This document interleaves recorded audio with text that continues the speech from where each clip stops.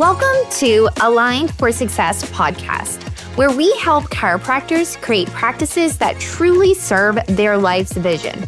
I'm your host, Dr. Nikki, and I'm here to show you how to break free from stagnation, grow your practice, and rediscover the joy of why you became a chiropractor to begin with.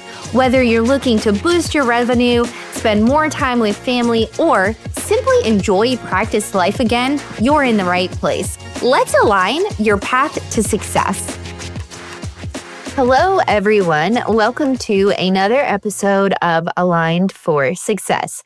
Today, I want to talk to you about what to do when you're feeling stuck in your practice or your business and you just truly feel like nothing is working. So today, I'm talking to the chiropractors, the practice owners, and really anyone who owns a business, and they just feel like they've hit a wall. You know that you've been showing up, you know that you've been doing air quotes, all of the things, but your numbers aren't moving.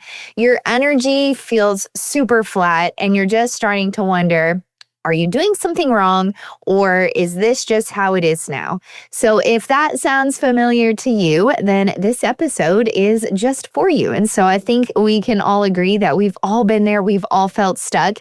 And so I just want to go through a couple of the most common reasons why plateaus in our business actually happen. And so first of all, feeling stuck is not a sign that you're failing. So first and foremost, get that part out of your head. If you feel stuck, it does not mean that you're failing. It's actually a signal, and it's a really important one. Most plateaus in business come from one of three places. Number one, a capacity mismatch. You have reached the limit of what your current team, systems, or schedule can handle. I was here simply 6 months ago. We hit a capacity wall of not having enough team. And so we were super busy at the beginning of the year.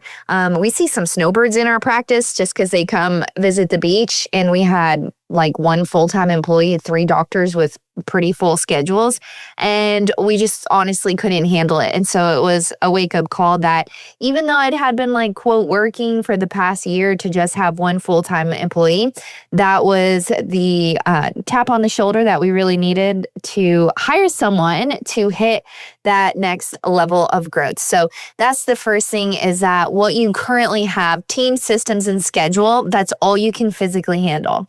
You guys also know how I feel about capacity. And so your capacity is a lie, but we do have physical limitations of what our physical office space can accommodate, what one physical staff person can also handle as far as volume goes. So you're trying to grow your practice, but the foundation is not built to support the next level. Think of this as trying to pour 10 gallons of water into a 5-gallon bucket. Something is going to overflow. Number two, most common reason why plateaus happen is that we are avoiding the uncomfortable move. So maybe you already know what needs to change. Maybe it's raising your fees. Maybe it's letting go of a team member. Maybe it's delegating more. But all of these things can feel super big, super scary, or just flat out inconvenient.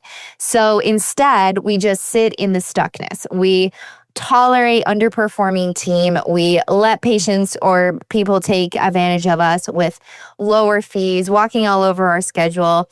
We think that we can just do all of the work by ourselves, and we refuse to delegate. So instead of moving forward, we're just afraid to make a pivot and change directions. This doesn't make us lazy or weak. It makes us human. But this is one that can trap you for months if you don't call it out. So figure out, what are you holding on to? What are you avoiding that's uncomfortable? And what can you do about it today? Not tomorrow, today. The third most common is misalignment. So this one hits deep.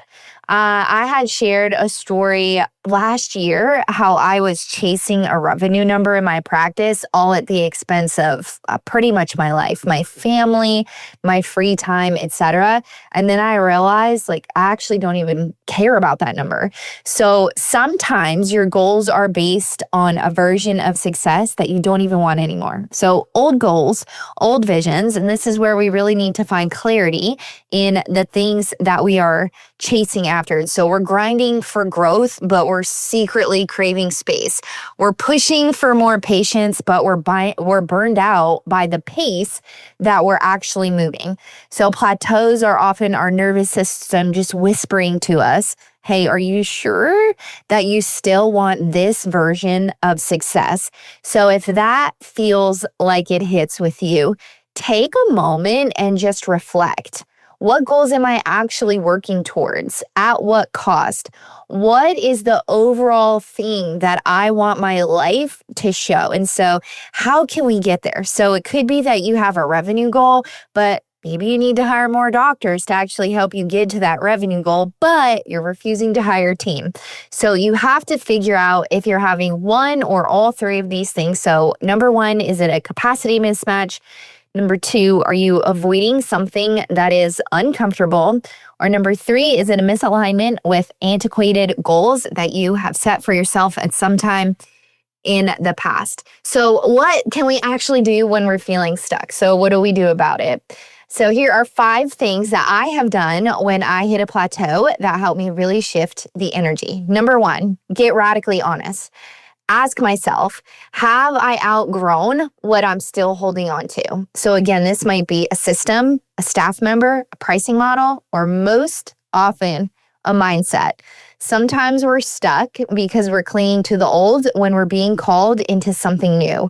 So many times growth will actually happen from a pruning season. So getting rid of something that is holding you back.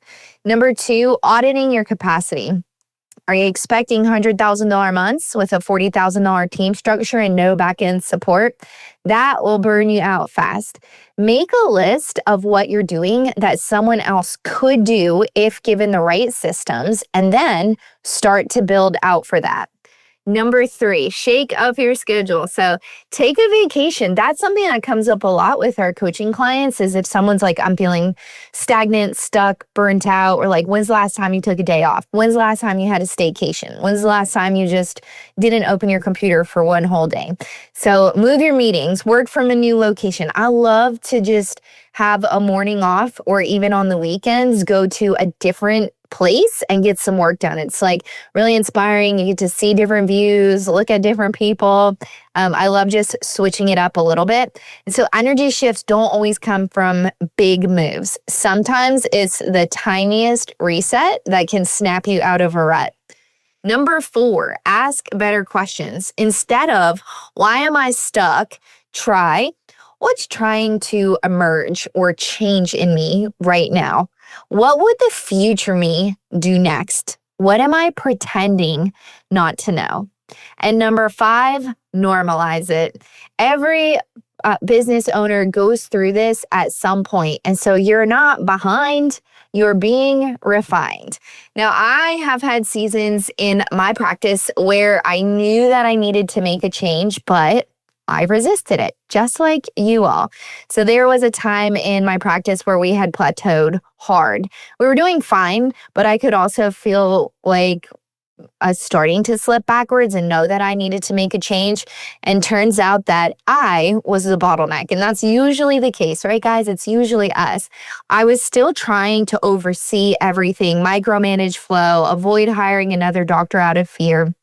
And I actually remember being at an event in January, and Stephanie called me out and she said, you don't have a team problem, you have a Nikki problem. You're still trying to micromanage everything and you just need to start to separate. Let them handle it. You have a very capable team. And turns out she was right. And that was the moment that everything really changed for me. So we had these 2 amazing doctors. I let them start to take control of a lot of tasks. I stopped micromanaging everyone on my team. And then guess what happened? Growth, exponential growth. And so it's not just revenue growth. It was a growth in energy, confidence, and most importantly, team culture. All of it. It all shifted. So just admitting that I was the problem is what actually helped to break me from the last plateau that I was on. Now, if you're in a stuck season right now, let me just remind you that it doesn't mean that you're not good enough. It doesn't mean that you're not cut out for this. It doesn't mean that you should burn it all down and start over or just give up completely. It just means that there's something new waiting to be unlocked. And this plateau is the pressure that's pushing you toward it. If you want help breaking through your plateau and scaling with clarity, simplicity, and confidence, please join us for our free masterclass. It's called Scaling to 300K. Honestly, if you guys are already over 300K, this class is really, really awesome. And we go through different aspects of profit, increasing revenue, team, and it's free. So I'm going to link in the show notes, the link to sign up. And I hope that you guys will join us, but stop sitting on the sidelines and just check out this free masterclass. But you guys, you don't have to stay stuck. And so all of us are here to help get you moving again and build a practice that you actually want to run. So I hope to see you guys on August 13th for our free masterclass. And thank you all so much again for tuning in to another episode of Aligned for Success. I will see you next week.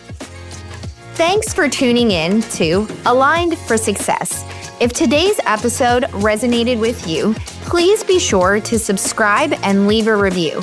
This helps other chiropractors find their way to practice freedom too. Remember, true success comes from when your practice aligns with your life's purpose.